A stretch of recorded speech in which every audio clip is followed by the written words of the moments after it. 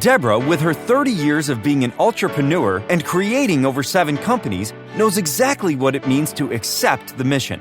When you make that decision, when you accept the mission to become a solopreneur, to take yourself and your talents to market, then you embrace a life of not only unlimited possibilities, but also the unknown.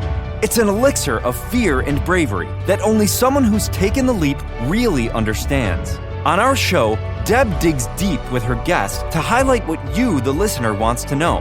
The stories, the whys, and the hows to navigate the journey to success. Get ready to hear from some of the most incredible mission takers from Generation Z to Boomers. So sit up, perk up, and get ready to be blown away. Now here is your host, Deborah Drummond. Welcome back to Mission Accepted Podcast. If this is the first time that you're listening to us, thank you so much for coming on to the show.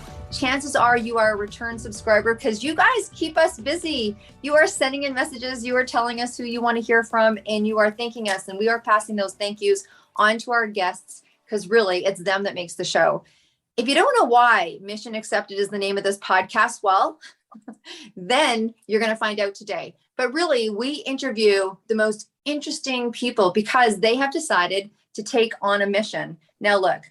Life is a mission itself. We know that. But when you decide to be an entrepreneur or an entrepreneur or someone in the creative field, like a singer, a director, an actor, an author, or in self-media where you're podcast hosting or radio hosting or TV hosting or what have you, when it's actually all dependent on you, let's face it, when you're making those decisions, it is like taking a mission on. If you have your own business, you know that when you decide to go, yeah, let's do this. This feels good. That is the beginning of the mission. And you continue to say yes.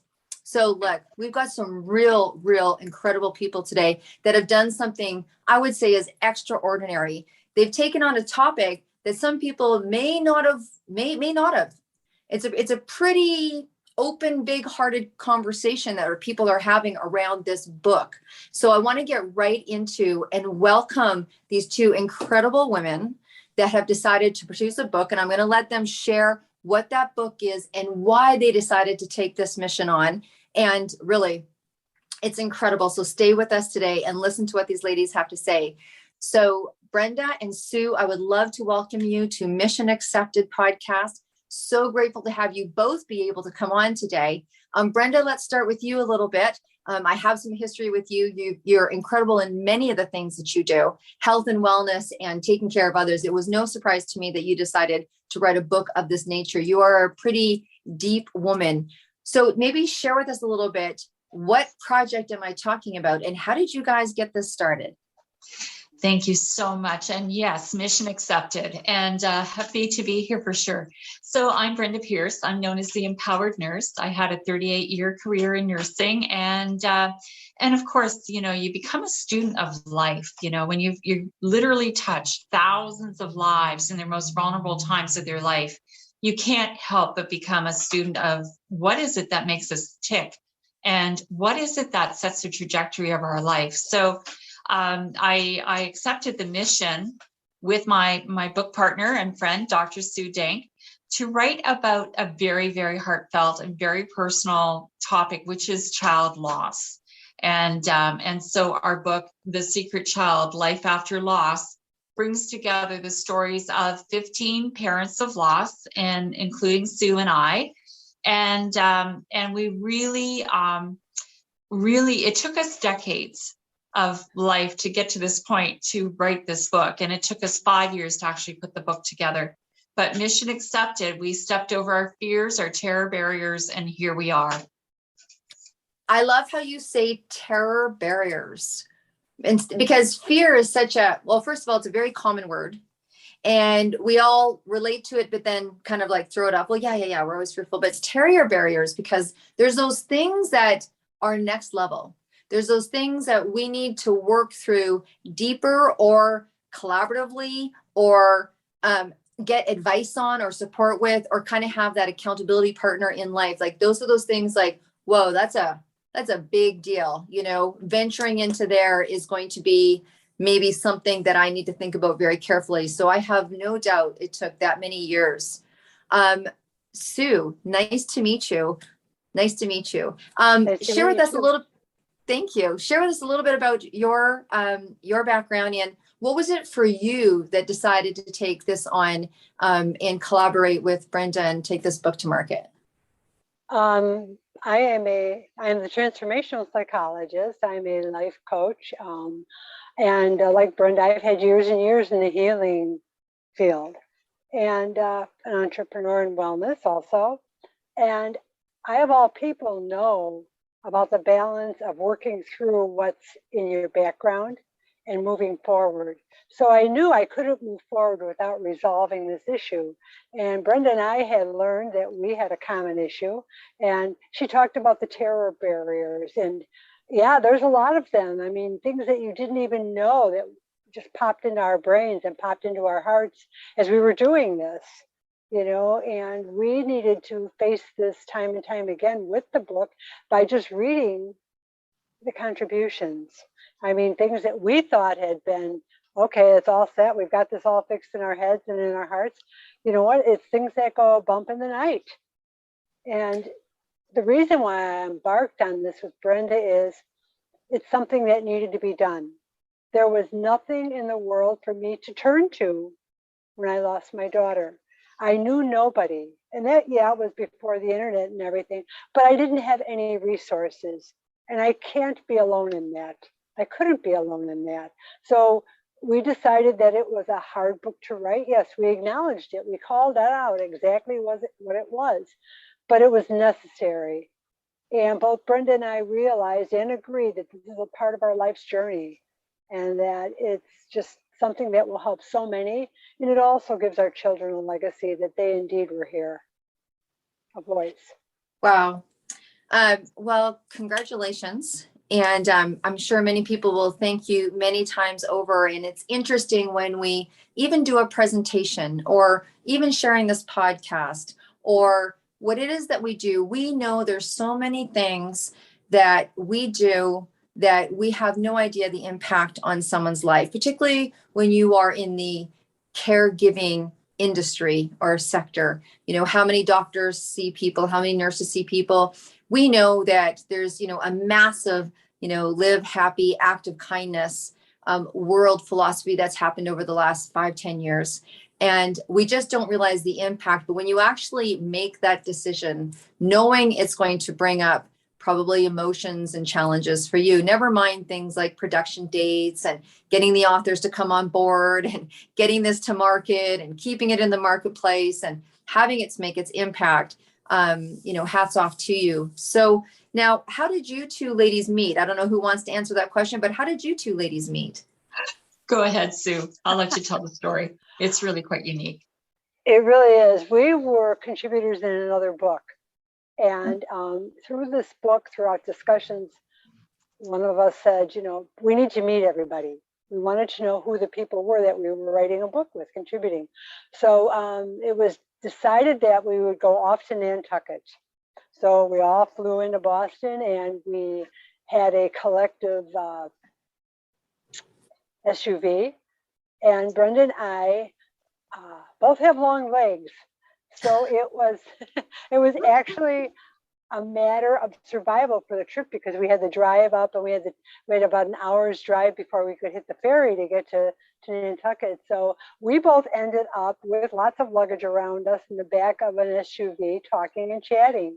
And through that time looking around luggage, and not able to move very well, we found out that we really were soul sisters and that we had a lot in common. And one of the things we found in that journey was that we both had secret children, that we had both sent children, before us.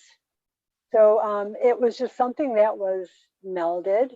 It was something that our hearts met, and we knew that we were not meeting each other, but we were refriending one another from another time. It was just that natural and normal. And the rest is history. Wow, isn't that amazing? So thank you for sharing that.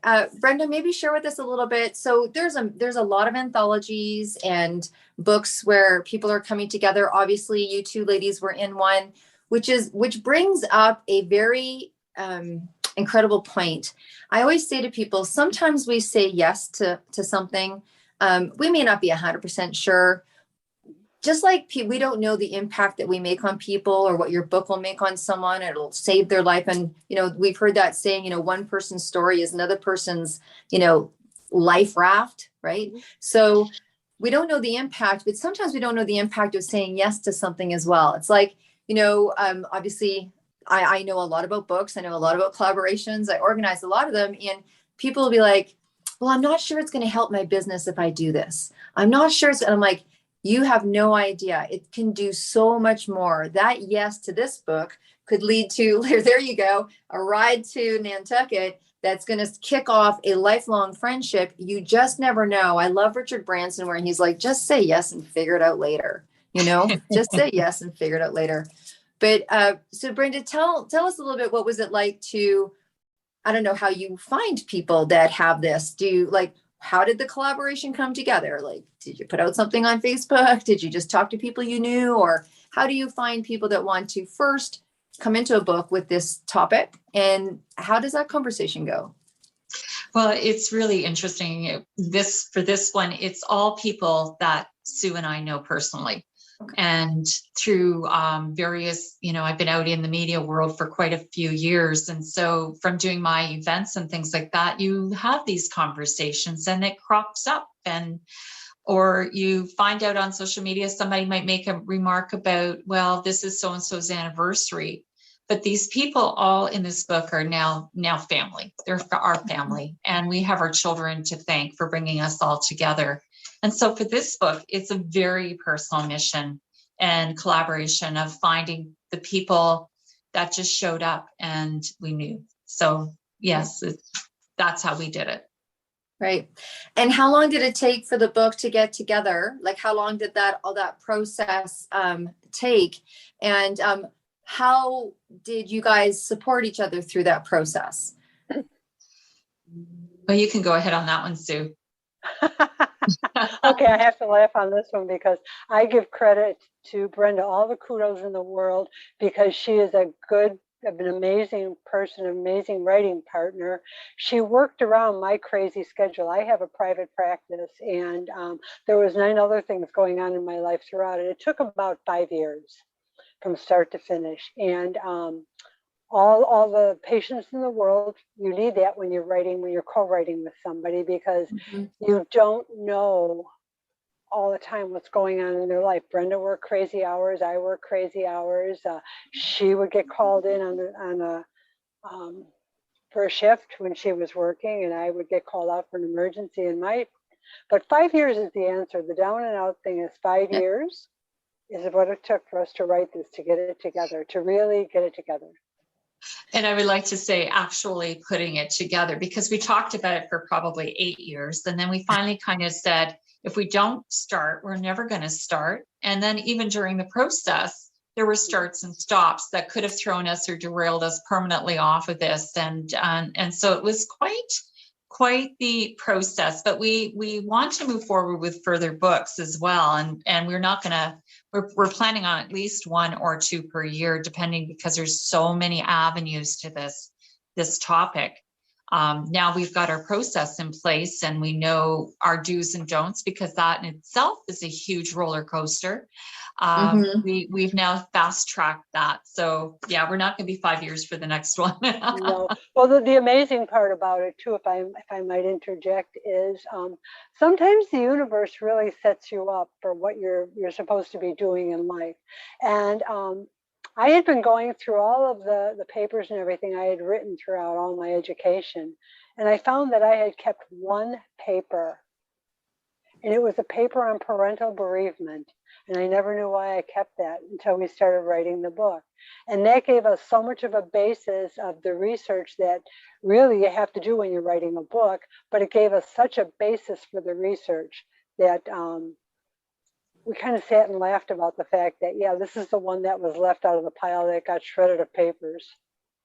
Yes, the universe is very interesting, is it not? It's very interesting. So, what would you, and I'd love to hear from both of you on this. So we have, the life of an entrepreneur many times, particularly now, with people have had, a shift in their life. You're seeing a lot of books come to market. You're seeing a lot of people brave up and become authors, whether they're writing it about their work content, their personal content, parenting, entrepreneurship, food. I mean, you name it. People are putting themselves out there, which takes a certain level of bravery anyways, to put your things in something that will go. It's not like you've done a Facebook Live and it's deleted and no one's going to see it again. So you brave up for that presentation. We are in the world of media and things get passed around. So it takes a different kind of bravery. And then there's people, many people that you'll hear say, I have a book inside. I have a story inside. And it can be a difficult one. It could be something like a content like yours, or it could be something traumatic, or it could be wounds, or they know that what it is going to bring up or resurface for them some feelings. And it is the one barrier that's stronger above and beyond anything else. So you obviously, both of you had to kind of face that decision making and going through this. And clearly so did your other people that collaborated. What would your advice be to someone that's looking at taking on something that you know is going to bring up some uncomfortable emotions? Brenda, you want to go first? Yeah, go. So what it is basically, what is your biggest problem in life or biggest wound in life can be your biggest gift. And so facing that gift, because I have come up with this theory that, the past does not have to confine us. It does not have to define us, but it can refine us. So taking your pain and really learning how you can turn it into a positive to help others is truly, the greatest gift you can do. It's leaving a legacy. Okay. And to piggyback on what you said, Brenda, I feel that you have to realize that there's somebody out there that needs to hear your story. They're just sitting there waiting to hear your story. Now, it may not seem like a whole big deal to you, but to somebody else, it's their life. It's a lifeline, and it gets people through life. And they don't feel so alone. And when you don't feel so alone, when there's two people anyway that feel the way you do, life becomes a whole lot better. Right. So it's the not feeling alone thing and the need to get it out there. Right. And, maybe getting some support, like, you guys obviously had each other. So if someone was going to venture and take that on themselves and write a solo book, having someone that maybe knows their story, or they can go to if emotions start to get, over bubbling, or they need to, or also having the permission to put the book aside, to, let it have its organic growth with you. It might be a book that takes years to write. You might have to do it in bits and pieces, but how, just being able to be a little prepared, or have that kind of thing where you've got someone like you guys did with each other. So we do it, you do it, the book is done, it's ready to go. So what was the feeling after the book was done? What were your collaborators feeling? What was their process around it? Oh, well, it was a beautiful thing, because all of our contributors this was the first time that after burying their child in their heart and moving on with life, they realized that they really hadn't either grieved completely, or they were thankful of being able to give life to their child again. Because this book, we can't hold our children's hand anymore, but we can hold this book in our hands. And it's now become a real family. And just the thanks and the gratitude from each of the contributors for us bringing them together, it becomes a bigger mission. Right. And that's beautiful. And we were both adamant about the fact that it needed to be a printed book, because there's no child to hold. But as Brenda says, when you hold that book, it couldn't be just a Kindle book. We wouldn't hear of that. We know, and we're so honored that people share their story. But if they gave us so much by sharing their story. And if we can just give back one thing by giving them that book to hold, to share, to say, yeah, that was real. I didn't dream that. That really happened. Right. And it validates them. It validates their child. So I would say that one of the most important decisions that Brenda and I made was to bring the book to the printed end. Nice. Well, that makes perfect sense when you say it like that. So let's talk a little bit about, you just mentioned that this is not going to be the only book. And you now are, you were authors before, you are now authors of your own book. So congratulations. And you are just taking this book, this book is now landed in market, and we definitely want to hear where it is. So you've gone through this process. Obviously it's an emotional process. You're having great success. People need what you have. What is it that you, hope people get from reading this book? Because it's the kind of book that you would say, well, so who's going to read it? Who would read that story? Well, it could not just be parents of it, but friends and family. I mean, when I think about that, I think about, so I've just recently, one of my dearest friends, we just realized 42 years we've been together. And she's just lost her second child. And as someone who now, it's bad enough going to the first funeral, going to the second funeral was, what do you say then? And so even for friends and family, not knowing, you can think, you can imagine that, but you don't know. Would this be a good book for friends and family to read to get an understanding? Practitioners, share with me, who should be reading this book? Everyone. Yeah. Everyone. Yeah. We all experience loss in one form or another. For parents of loss who lots of times will journey through the process of grief. And we know Dr. Kubler-Ross has recommended the 4 stages of grief, and that it should take a year. When you are a parent of loss, you can get stuck in one of those times longer than you need to. But it's your own experience, and the journey of grief never ends. It's for all of us, whether we lose friends or family or parents or the child of our hearts, it never ends, but we can journey through as long as we realize that when we start to look at the life of that child in particular, it's important for us to realize that they never left us to hurt us. And that's the baseline. And yet, and then when you look at going through the journey, that their life was a gift, and that it can make us a better person. And that whole process is for anyone, who experiences loss. So anyone that's experienced loss would benefit from reading this book. Absolutely. Sue, what would you say to that? I mean, as someone who's obviously versed in the world of wellness and psychology, I would think this would be a great book for professionals to be getting. Oh my gracious, it really is, because we're always looking for something to share with our clients, with the population that we work with, and to, once again, we'll go back to not feeling like you're alone in the world, right? How did others cope? And to say, you know what? Yes, your child had value. That's so important, is to realize in a society like today, that children don't always seem to have as much value, and it's to help people. It's to help them learn that there's all different kinds of ways to grieve, that all of us have grieved differently, but there's a similarity. So not only people in the mental health field, but how about people like clergy? How about people, funeral directors? How about parents who have, just hospitals? What about a hospital or a social service department of a hospital? I think they really ought to be sharing this book, with the parents. I really do. Well, obviously it's a very well needed resource, right? Not only just for people that are grieving.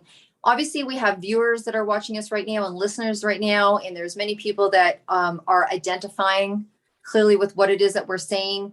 And so before they go and they hit where to go get the book, you guys have been absorbed in this for a number of years. So if someone was listening to it right now and they were in need, could you, with the experience that you have now, maybe just share with us some of the coping skills that people have done that have brought some peace? I think that'd be wonderful. Yeah, go ahead, Sue, on this one. I can tell you for myself personally, I'll share my very personal story is it was years later, and I actually was directed by somebody I knew to set up an altar to honor my child because my child was stillborn and I never held her. So I could never be a parent. I could never be a mother to this child. But through that, just make creation of the altar, I was able to do something. I was able to honor her, to let her know how I felt. And that for me was the epitome of helping to release her. And by releasing her, she was ever more present with me. So it's kind of an irony there. So I think that people used ways of, there are many who got angry. There are many who just resorted to being sad. And those are very, very normal things. But the majority of the parents eventually found out that there was a cause that could be supported in their child's name. For some, it is to have safe chases of the police because one parent lost her child through a high-speed police chase, innocent victim. It could be for drugs. It could be for mental health. It could be for safe working conditions. We don't realize all the ways our children leave our lives. Lots of times we think, oh, it's just sickness or it's something like that. No, every way imaginable can happen to the parents. And I have found that they are the most creative, most heart-centered people that you can imagine in what they're doing to honor their children and to create the legacy and to help other parents. They're reaching out and they know that what they went through was very difficult and they're putting their arms out and they're saying, here, let me help you. And I think that's a beautiful, beautiful thing. So if we get out of our own heads, that's probably the very best way to help us heal. Awesome. And Brenda, is there anything you want to add to that? Yeah. So one of the things that really becomes clear to a lot of parents who lose younger children is they think they can never have another child or that they're being sacrilege to the memory of the child that they've lost. So for me, I had twins. One was born very healthy and the other one was born very sick. And we lost Kenny after 4.5 months after surgery. So I had a hard time grieving because I had a healthy child I had to be present for. So the thing is, though, if anything, just learning that you can grieve and you can move on with life. You can have more children. I had 2 more after. And it doesn't diminish that child that we've lost. In fact, we've learned ways of making sure that Kenny was present. We stayed in touch with some of the healthcare professionals that took care of him through the years. And learning that legacy doesn't necessarily have to be something you immediately step into, but looking for the legacy of life to honor that child can be something that can be done at any time. So such as this book coming forward and writing about the experiences for sure. Right. Well, ladies, it's interesting. We're on a entrepreneurial podcast where people come listening to different ideas of what to entrepreneur and how to entrepreneur. And I think that this falls in so many categories of not just taking on the mission, but making it your whatever it is that you decide to do impactful to you, impactful to others. And this is obviously one of the most heart-centered, how can I say it, self-giving projects that we've had the honor of having on the show thus far. Now, first of all, obviously people want to know where to get the book. Brenda, you talked about an ongoing. So if you have anything that you'd want to share now, we're happy to cheer you on while that's in process. And is there anything else that you ladies really want to say or to kind of, what was it that you were hoping the world would receive from this book? I think we've covered lots, but if there's anything else, this would be the time to share it. So Brenda, let's start with you. Yeah, so thank you. So both Sue and I are entrepreneurs. We're direct marketing and we have network marketing backgrounds. And, we're both RTT therapists, practitioners. We're both licensed RTT practitioners, which is a way of helping to break through blocks. And this is one of the things that as we move forward, We wanted to be able to help people, especially people who may be holding on to their grief so deeply that it is preventing them from becoming successful in their future careers or breaking the glass ceiling, so there is a way of honoring our losses and still moving forward and creating the life of our dreams. We don't have to, perpetually suffer in silence. So the book is available on Amazon. You can look it up, The Secret Child, Life After Loss. This is it. You can also go to our website, which is www.thesecretchildbookseries.com. And we talk about future projects as well. So we're looking for stories from the impact of grandparents, fathers. We have a father in our book, majority are women, and mothers, but we do have a father. We'd love to get that feeling from a father's perspective, to help fathers. They usually sit in silence and grieve silently and grieve differently than a woman does. Siblings of loss, there's so many. We want to collect these stories and we want to get this out there. And we do it for no charge. So we're collecting the stories for no charge, and you will, contributors will get a copy of the book. And I'll pass it over to Sue. Okay, thank you. I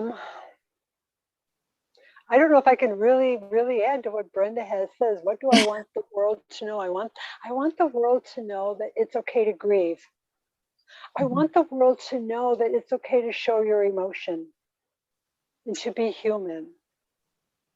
And I want the world to know that sometimes the hardest thing is the best thing, not only for yourself, but for so many others. We always talk about leap and the net will appear. Well, sometimes leap and your wings sprout and they just help you soar. And so I'd like to encourage people to come forth and to, if you have a story to tell it. It doesn't have to be perfect. It really doesn't. Brenda and I have found out there are people that can help us. We don't have to do it all alone. And that's huge. That's huge to find that out. And don't feel like you have to do it all alone. But reach out, share your story. Our book is just one of many. And as Brenda says, we have visions of helping of having all different kinds of books in the series. The good Lord willing, we will. Brenda's patience holding out, we will. Well, you know what? Good things like good wine, ladies. Good things like good wine. Okay, so I'm going to completely change the energy of the show. I'm going to completely ask you both a question individually that is very important. I'm sure music is a big part of my life. And Brenda, and Sue, welcome to knowing that in about 15 months, myself and a very incredible woman who was a police officer in Vancouver for 30 years.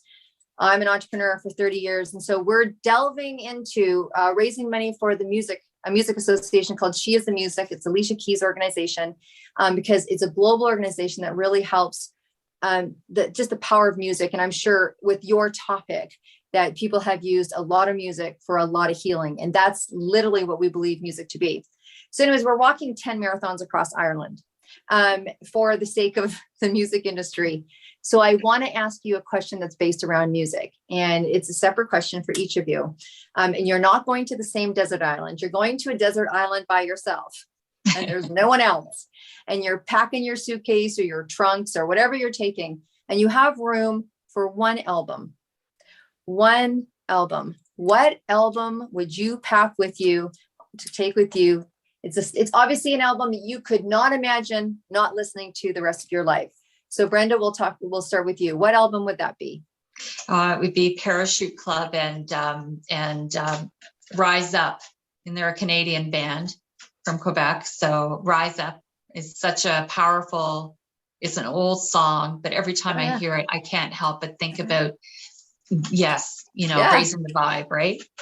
That's such a great song. Okay, so Parachute Club, Rise Up. So whatever album that's on, that's going in your suitcase. And Sue, what would yours be? Mine's entirely different. Mine would be the theme from Flashdance. Oh, I love it. Because, and here's the reason why, is it got me through all of my education. It took me 17 years to get my doctorate. So I needed to have some music that motivated me. And if I was on an island, I need something to keep me going, right? And so the line in it says, take your passion and make it happen.